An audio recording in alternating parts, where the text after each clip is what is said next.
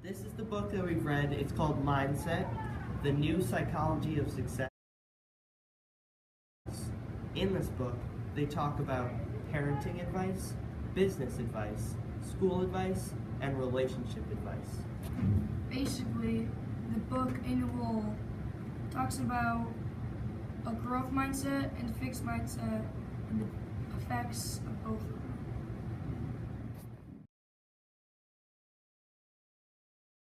Our chapter was business, mindset, and leadership.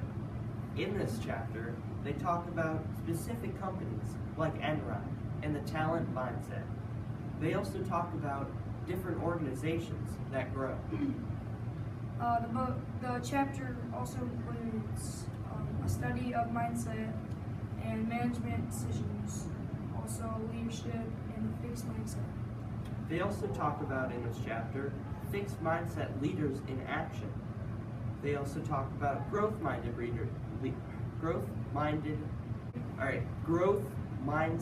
leaders in action. It talks about a study of group processes and also groupthink versus weak. It also talks about the praise generation hits the workforce. There's another section that talks about, are negotiators born or made? Corporate. So it also talks about corporate training, are managers born or made? And lastly, are leaders born or made? In this book, there were some leaders that had fixed mindsets. They only believed that talent could do great things. They didn't take people that were just hardworking, and they didn't just hire them. They hired people with fancy degrees and stuff.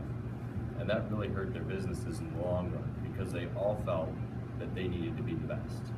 So basically, the people were afraid to try new things because if they failed, they would get fired. Because, yeah. The CEOs were very fixed on their ideas being the best, and if someone opposed what they said or came up with their own idea, they immediately would fire them or just not let them do their idea, which really hurt their business in the long run. Businesses like Enron, IBM almost crashed, but thanks to some open-minded leaders. Go. Man, you want to start selling iPhones? Seems like a good idea to me.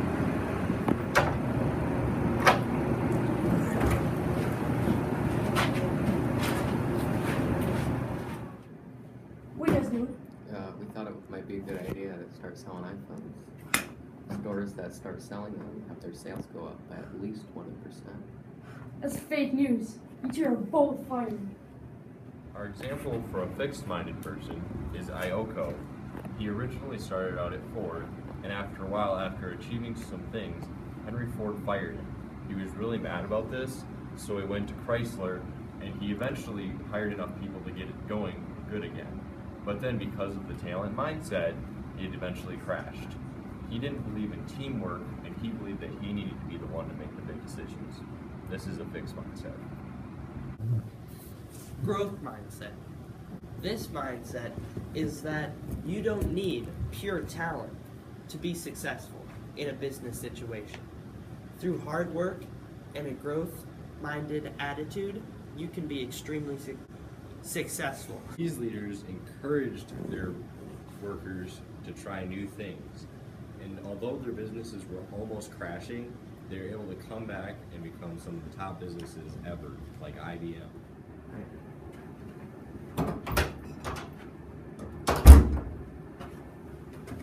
You're fired. Leave. I'm the new CEO. So what was your idea? We were thinking about starting to sell iPhones. Why is that good for our company? We increased sales.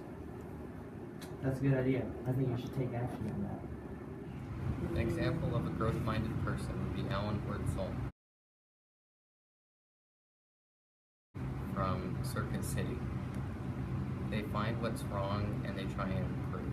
For example, he used to hold debates in the board meeting, and instead of trying to impress the board, he would ask questions about where the company is and where it needs to go, what they're doing wrong, and how they can improve. company called GE had a fixed mindset about everything and relied purely on talent, not hard work. However, a new CEO came and turned everything around, made sure everyone was in check, and yeah, he had a growth mindset and changed the company to come back up.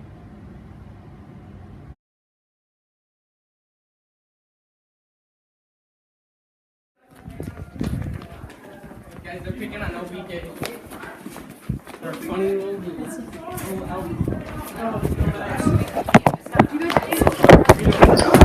Isaac! Isaac!